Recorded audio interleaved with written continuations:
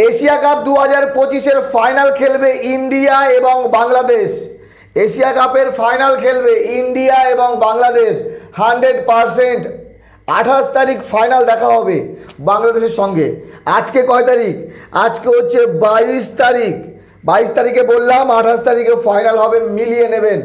বাংলাদেশ দল যেই দলটাকে দেখে মনে করেনি যে তারা সুপার ফোরে পৌঁছাবে, আমি বলেছিলাম বাংলাদেশ সুপার ফোরে পৌঁছাবে। বিষয় হলো যে আমাদের দল টিম ইন্ডিয়া, আমরা চ্যাম্পিয়ন, আমরা ফাইনালে যাব। আমি প্রথম দিন থেকেই বলছি আমরা ফাইনাল খেলবো কনফার্ম। চ্যাম্পিয়ন হব কি না সেদিন ডিসাইড হবে। কিন্তু বাংলাদেশ না সুপার ফোরে যাবে না। সুপার ফোরে যাবে আফগানিস্তান, শ্রীলঙ্কা, পাকিস্তান এবং ইন্ডিয়া, যার মধ্যে আফগানিস্তান, বাংলাদেশ এবং শ্রীলঙ্কার কাছে হেরে বিদায় নিল। অহংকার। আফগানিস্তান এশিয়ার সেকেন্ড বেস্ট টিম বলে দাবি করছিল, কিন্তু তারা ফুটে গেছে। এইবার বাংলাদেশ গত 2-3 মাস ধরে যেভাবে বাংলাদেশ ক্রিকেট খেলছে, বিশেষ করে টি20, ক্যাপ্টেন ছিল বাংলাদেশের নাজমুল হোসেন শান্ত, যাওয়ার পর নতুন ক্যাপ্টেন লিটন কুমার দাস আসার পর যেভাবে খেলছে, আমার মনে হয় বাংলাদেশ দলের ভিতরে কিছু একটা হয়েছে, যেখানে প্রত্যেককে ছাড় দেওয়া আছে, ভাই তুই তোর রোল প্লে কর, বাকি রেজাল্ট আমরা দেখে নেব। তো বিষয়টা হচ্ছে এরকম।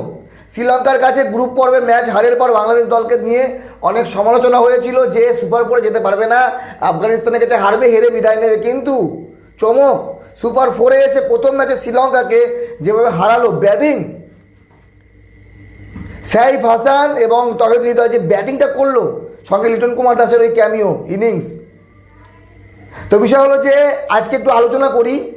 দেখেন, আজকে অবধি এখন পর্যন্ত 4টি দলের ভিতরে যে কোনো 2টি দল ফাইনালে যেতে পারে, কিন্তু আগামীকাল হয় শ্রীলঙ্কায় নাহলে পাকিস্তান, যে কোনো একটি দল বাদ যাবে, 100% গ্যারান্টি।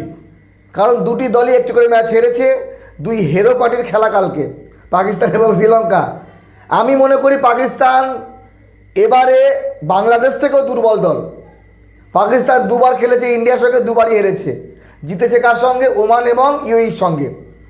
তবুও ইউএই মনে হচ্ছিল চেপে দিয়েছিল বাংলাদেশকে। যাই হোক, তো এইবার কথা হলো যে শ্রীলঙ্কা গ্রুপ পর্বে যেই লেভেলে খেলা দিয়েছিল, বাংলাদেশের কাছেও ভালো করেছে ব্যাটিং, কিন্তু বলিংয়ে গিয়ে কোথাও তারা ঘাবড়ে গেছিল। এবার আগামীকাল শ্রীলঙ্কা কি চাইবে? এশিয়া কাপের ইতিহাসে সেকেন্ড বেস্ট টিম শ্রীলঙ্কা। ইন্ডিয়ার পর যদি কোনো দেশ এশিয়া কাপে ভালো রেজাল্ট করে সেটা হলো শ্রীলঙ্কা।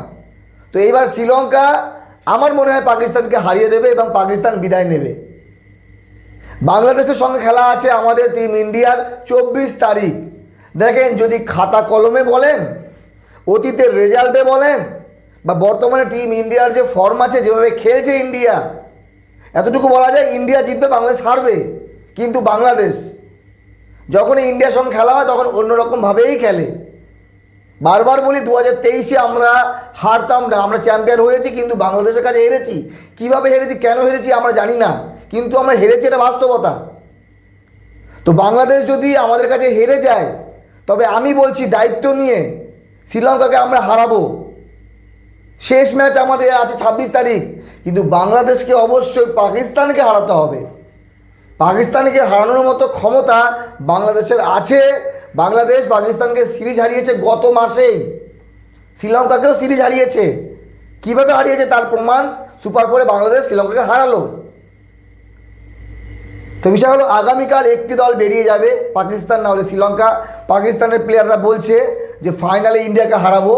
সেই ফাইনাল অবধি আমার মনে হয় না পাকিস্তান পৌঁছাবে, কারণ ফাইনালে পৌঁছাবে বাংলাদেশ।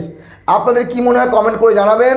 দেখেন, বাংলাদেশ দলটার মধ্যে যেমনভাবে এখন চলছে, ভালো ব্যাটিং আছে, ভালো ফাস্ট বোলিং আছে, ভালো স্পিনার আছে, মিডল অর্ডারে ভালো ব্যাটিং করছে, ব্যাস এতটুকুই লাগে ম্যাচ জেতার জন্য।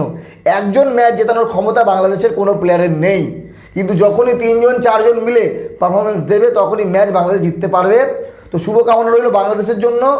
আমরা যাচ্ছি ফাইনালে, তার সঙ্গে বাংলাদেশ ফাইনালে পৌঁছাক। আমি এতটুকু চাই, যদি কোনো কারণে পাকিস্তান জিতে যায়, ভালো খেললো, শ্রীলঙ্কা বিদায় নিল, তাহলে অবশ্যই বাংলাদেশকে পাকিস্তানকে হারাতেই হবে শেষ ম্যাচে, মানে 25 তারিখ। বাংলাদেশের একটা প্রবলেম আছে, 24 তারিখ বাংলাদেশ ইন্ডিয়ার সঙ্গে খেলবে এবং 25 তারিখে পাকিস্তানের সঙ্গে খেলবে, মানে মিডিলে কোনো একটা দিন রেস্ট নেই। বাংলাদেশ ব্যাক টু ব্যাক 2টো ম্যাচ খেলবে।